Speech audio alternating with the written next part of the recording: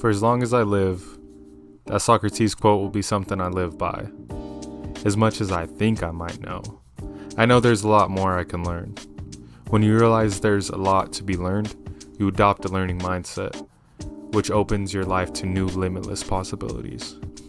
You allow yourself to become a student. With that said, I did just that.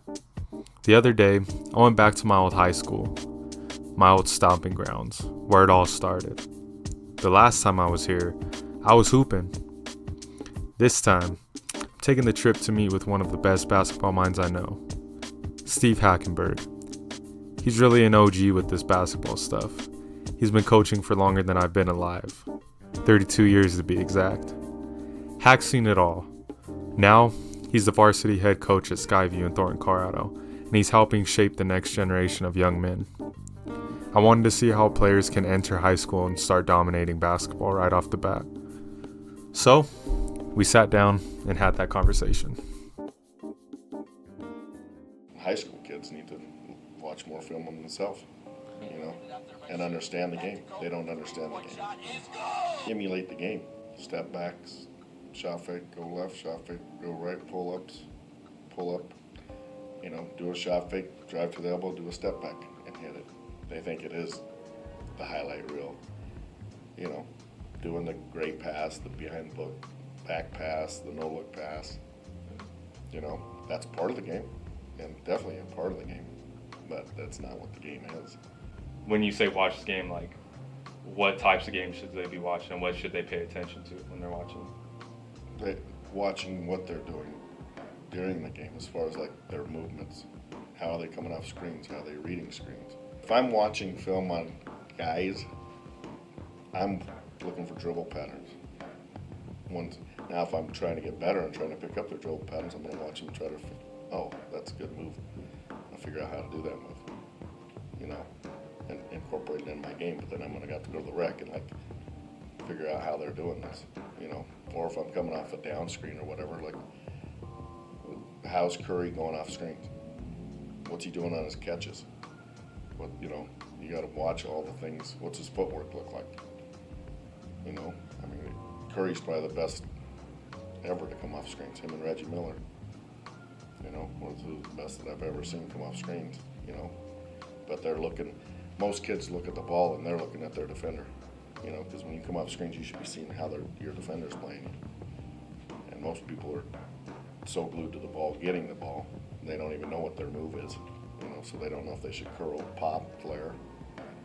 And that's the game, that I like to see. If you're going to go around the gym and just shoot around, then you might as well not have went to the gym. And you're working on those moves that you can use in the game. But you have to have that vision of you can see the defense guarding you and how they're guarding you. Most kids, they'll spend 4 hours down there and they could have been done in 2.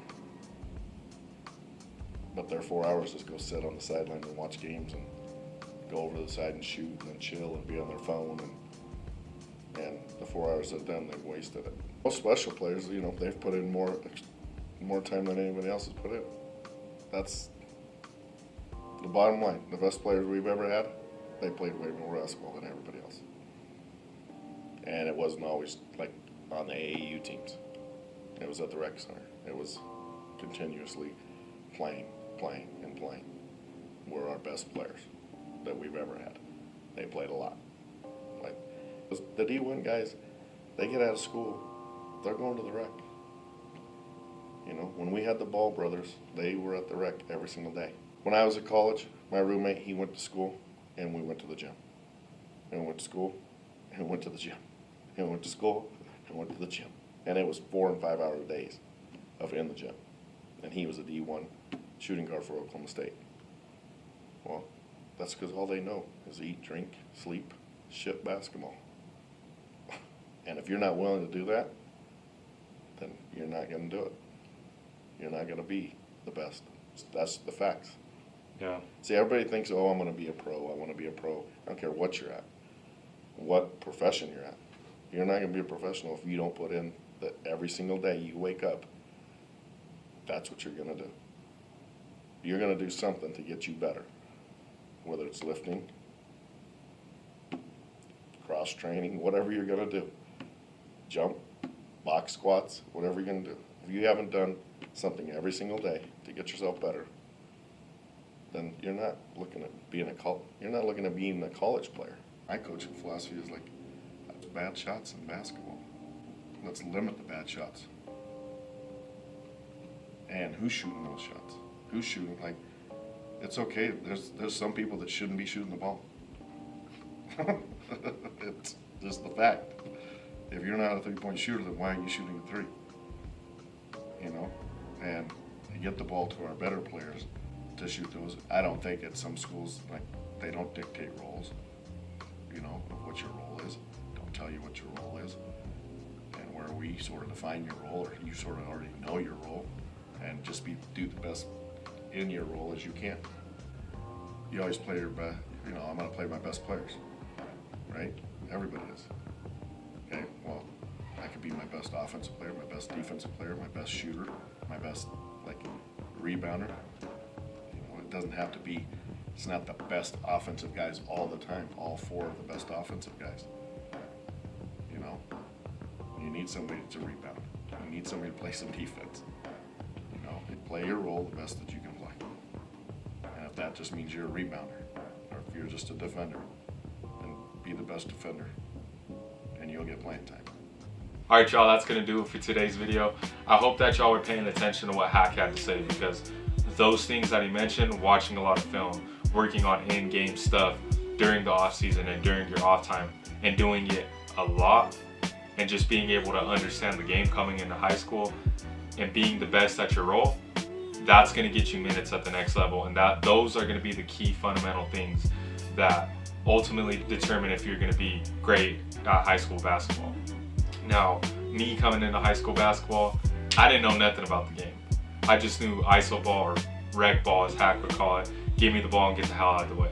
And I had to learn the hard way about reading the pick and roll, learning about slips, curls, learning about defense, things like the split line and stuff like that. And for you young players, I know that you don't really understand what those things are, and there's a lot more technique that goes along with it. And that's what I'm actually going to be focusing on in the future with this channel. I'll get more into detail about that in another video, but I want to be able to help young players and help accelerate their training and their improvement as a basketball player. So be expecting a lot more training content and a lot more basketball content that will help you improve your game moving forward, because I realize that I don't know basketball at all compared to Hack and these guys who have been in the game for so long. So I hope to bring you all on my journey about learning the game of basketball, and hopefully that helps you out along the way. Please make sure to subscribe and turn on that post notification bell for alerts on all future videos. Comment some of the things that you want to see in the people that you think that I should be working with in the future. It's your boy Pistol P signing off. Until next time, peace out y'all.